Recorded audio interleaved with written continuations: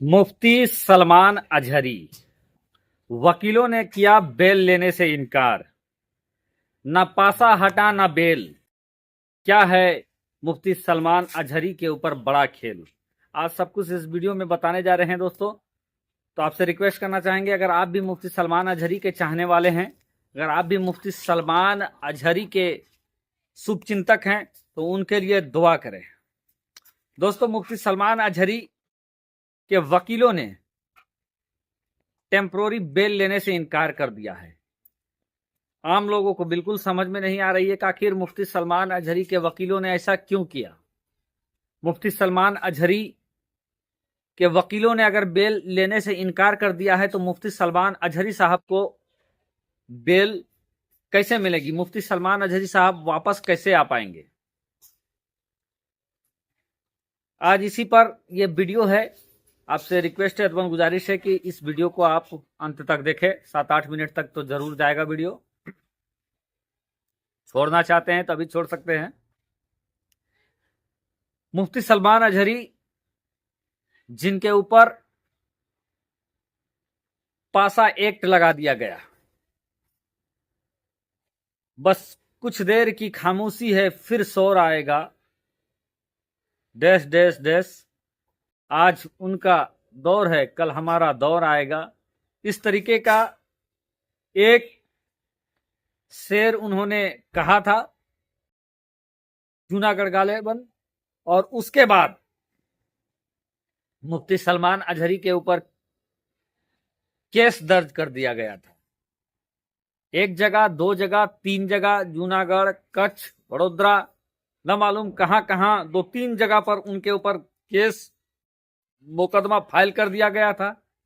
मुकदमा फाइल होने के बाद जब उनके वकीलों ने फाइट किया, उनको जमानत मिल गई। अभी मुफ्ती सलमान अजहरी साहब जेल की दहलीज से बाहर निकलने वाले थे कि उनके ऊपर पासा 1985 का एक विशेष कानून जो गुजरात सरकार का बनाया हुआ है, उस पासा एक्ट को वहां पर लगा दिया गया, मुफ्ती सलमान अजहरी साहब के ऊपर लगा दिया गया। और मुफ्ती सलमान अजहरी साहब जो कि जेल की दहलीज से बाहर निकलने वाले थे, अभी वो बाहर निकले भी नहीं थे कि उनको पासा एक्ट में गिरफ्तार करके बड़ोदरा की जेल में शिफ्ट कर दिया गया, भेज दिया गया। तब से दोस्तों मुफ्ती सलमान अजहरी साहब के ऊपर सुनवाई, हेयरिंग चल रही है। लोग कोशिश कर रहे हैं और इस कोशिश में लगातार मुफ्ती सलमान अजहरी के पक्ष को नाकामयाबी हासिल हो रही है। दोस्तों, पासा एक्ट अगर किसी के ऊपर लगता है, तो एक तो जो हार्डकोर क्रिमिनल होते हैं, पेशेवर क्रिमिनल होते हैं, भूमाफिया या नशा तस्कर होते हैं, या आदतन बार बार क्राइम करते हैं, उन लोगों के ऊपर ये 1985 का पासा एक्ट लगता है। और अगर ये पासा एक्ट लगता है तो डीएम साहब जो होते हैं वो डीएम साहब लगाते हैं। लेकिन इसको हटाने का भी प्रक्रिया है कि आपको अगर पासा एक्ट आपके ऊपर लग गया है, तो आप जिस डीएम ने लगाया है वहां पर अपील दायर कर सकते हैं। अगर उस डीएम को लगा तो वो चाहे तो पासा एक्ट को आपके ऊपर से हटा सकता है।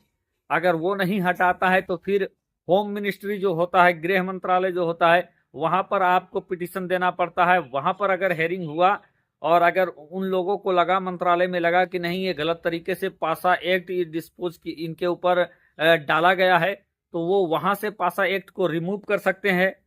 और फिर तरीका एक बचता है, अगर वहां कामयाबी नहीं मिली तो हाई कोर्ट का भी लंबा पीरियड होता है दोस्तों। चूंकि पहले से पासा एक्ट में बहुत सारे केस पेंडिंग है गुजरात हाई कोर्ट में, और यही वजह है कि मुफ्ती सलमान अजहरी साहब का बारी आते आते इतना वक्त लग गया है।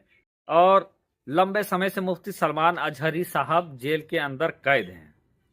जितना भी कोशिश किया गया मुफ्ती सलमान अजहरी साहब के चाहने वालों, उनके वकीलों के द्वारा, सब एक तरीके से नाकामयाब साबित हुई। पहले पासा एक्ट रिमूव करवाने के लिए जो हेयरिंग चला, तो उसमें भी केस डिस्पोज हो गया, यानी उस मामले को भी एक तरीके से अगर आम लफ्जों में कहा जाए तो वकील साहब ने, जज साहब ने कह दिया कि नहीं हट सकता है पासा एक्ट, मामला डिस्पोज हो गया। फिर टेम्पोररी बेल के लिए उनके वकीलों ने पिटीशन दायर किया था कि मुफ्ती सलमान अजहरी साहब के ऊपर अगर पासा एक्ट नहीं हट सकता है तो कम से कम टेम्पोररी बेल मिल जाए तो एक बड़ी राहत होगी।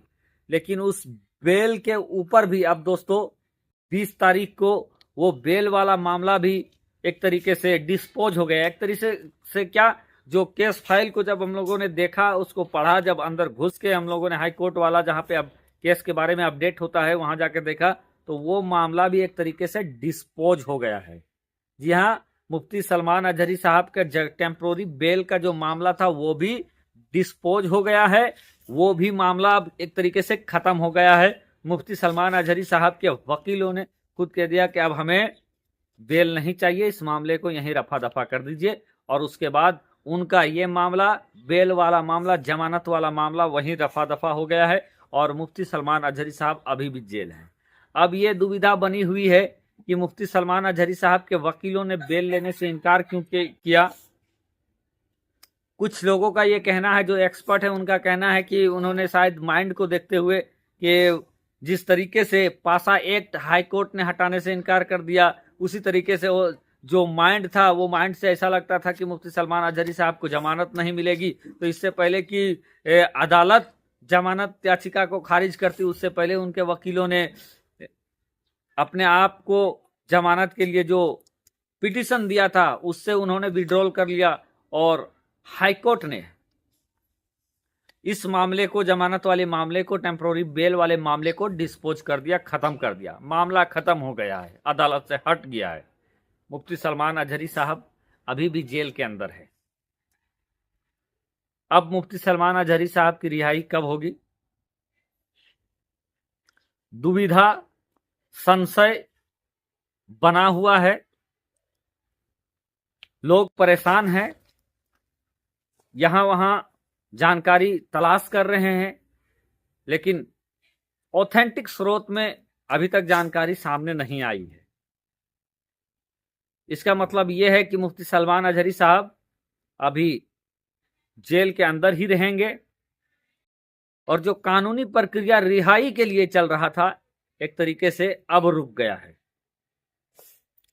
लेकिन लोगों को यह बात समझ में नहीं आ रही है कि आखिर मुफ्ती सलमान अजहरी साहब के वकीलों ने क्यों जमानत लेने से इनकार कर दिया। ये अभी $1 मिलियन का सवाल बना हुआ है। अगर इसका जवाब आपके पास है तो कमेंट करके हमें जरूर बताएं दोस्तों, और कुछ ऑथेंटिक स्रोत से अगर इसका जवाब आएगा, मिलेगा, तो वो आप लोगों तक जरूर पहुंचाने की कोशिश करेंगे। शुक्रिया, आदाब।